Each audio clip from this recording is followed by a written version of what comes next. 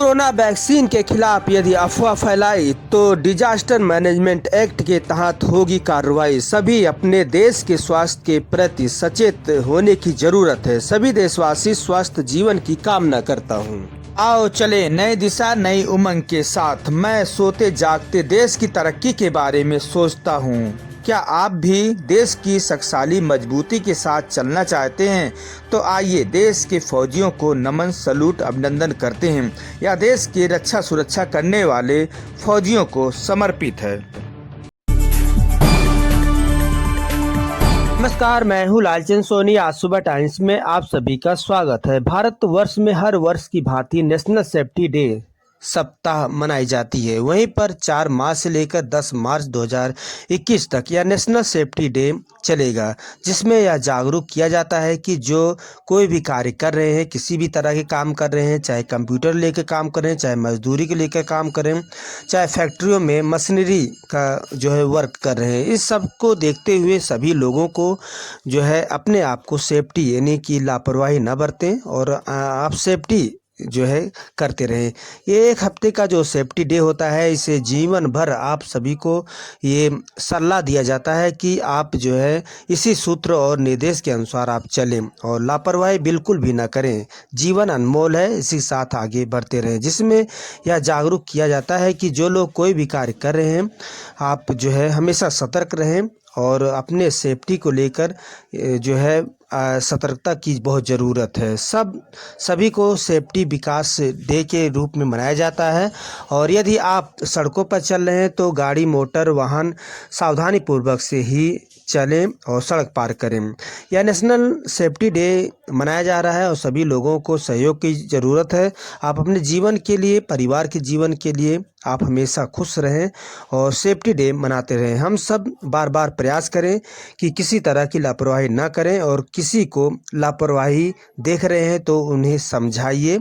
और आगे एक रिपोर्टिंग आप देखिए। राजेश गुप्ता जी लगातार आपको बने हुए हैं और आपको बताएंगे कि क्या जो है सेफ्टी डे पर कितनी महत्वपूर्ण बातें हैं और कितने लोगों को सावधानी पूर्वक से कार्य करना चाहिए। जी हाँ, राजेश गुप्ता से एक रिपोर्टिंग आप देख रहे हैं। आज 50वां नेशनल सेफ्टी डे 4 मार्च 2021 को हम लोग मना रहे हैं।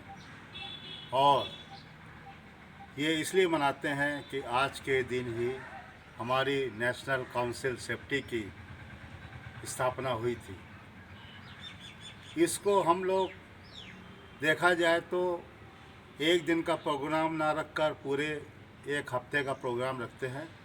इसलिए इसको हम लोग 4 मार्च से लेकर 10 मार्च 2021 तक मनाएंगे और इसको हम लोग राष्ट्रीय सेफ्टी वीक भी कहते हैं।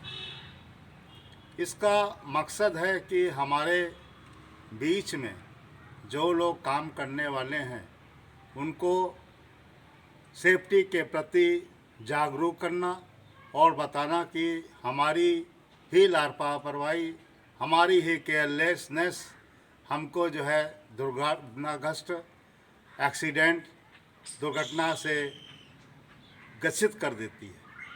और इसी कारण इस जागरूकता को रखने के लिए राष्ट्रीय नेशनल डे और वीक मनाया जाता है। उसका मकसद है जो लोग जहाँ जहाँ भी काम कर रहे हैं वो सेफ्टी प्रिकॉशन को, सेफ्टी की जो ज़रूरतें उनको पहले अपनाएं, बाद में अपना कार्य करें। नहीं तो इस कार्य के समय जो दुर्घटनाएं हो जाती हैं वो बहुत ही दुखित होती हैं और उससे जान और परिवार और हमारे जो कारखाने हैं या हमारे जो भी प्रतिष्ठान है उसको एक बहुत ही बड़ा धक्का लगता है। आपको मालूम होगा कि इस वर्ष नेशनल सेफ्टी डे पर सरकार ने जो थीम रखी है उसका थीम का सब्जेक्ट है रोड सेफ्टी, रोड सुरक्षा।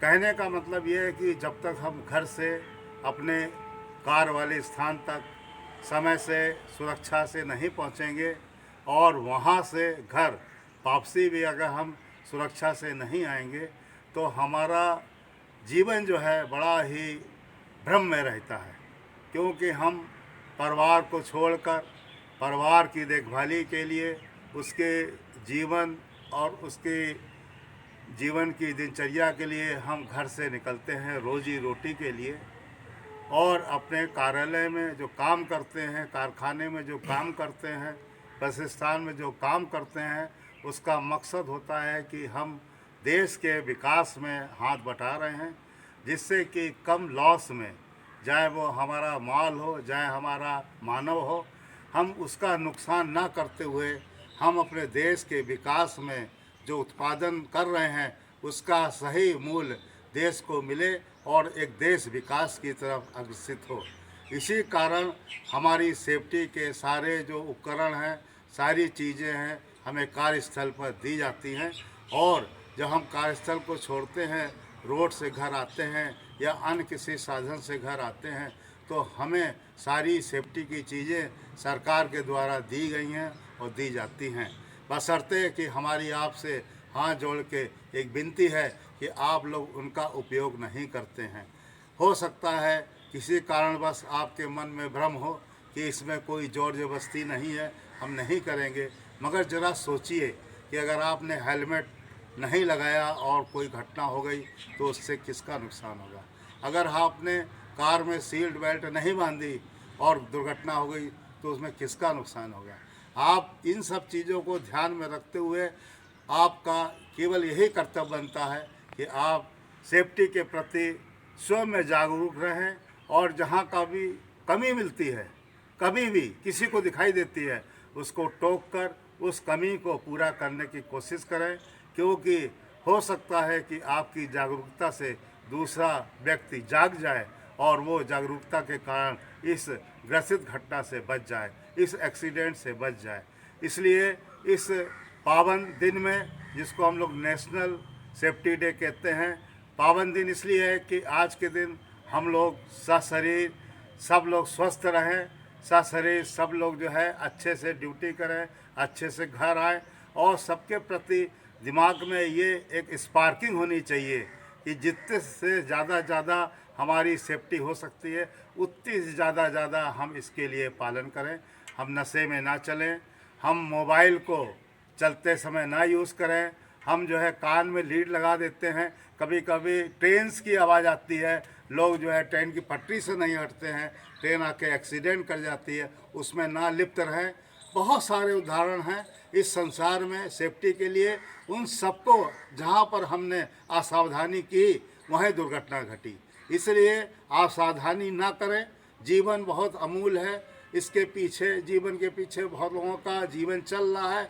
इस सब को ध्यान में रखते हुए, संवेदनाओं को लेते हुए, हर चीज़ में सेफ्टी पहले, दूसरा काम बाद में, चाहे वो घर का काम हो, गैस का काम हो, बिजली का काम हो, कोई भी तरह का काम हो, पहले सोचिए कि इसके आगे सेफ्टी क्या है, इसके बचाव क्या है, अगर कोई घटना हो जाती है तो कैसे इसके बचाव हमें करने हैं, क्योंकि एक बार सोच लेने से काम आगे का काफ़ी सरल हो जाता है, क्योंकि आपकी अनुभव से दूसरे लोग सीखते हैं और उनको सफलता मिलती है कम समय में ज़्यादा काम करने की अच्छी तरह से। आइए हम सब लोग आज के दिन जो नेशनल सेफ्टी डे और जो वीक स्टार्ट हो रहा है उस सब कर आपको हार्दिक शुभकामनाएं और बधाई। जय हिंद, जय Bharat. Rajesh Gupta, ACC star stage chief, best UP. सभी देशवासियों को बताना चाहता हूं कि आप सभी लोग, दुल्हन ही एक दहेज है और लड़की वालों से बिल्कुल भी पैसे की मांग नहीं करना चाहिए। दान दहेज की बिल्कुल भी सहारा न लें और आप सभी लोग निष्पक्ष होकर शादी विवाह करें, और शादी विवाह करने के बाद किसी तरह की। नमस्कार दोस्तों, मेरे चैनल को सब्सक्राइब, लाइक करें और आइकॉन को जरूर दबाएं ताकि आने वाले वीडियो को आपको नोटिफिकेशन मिल जाए। धन्यवाद।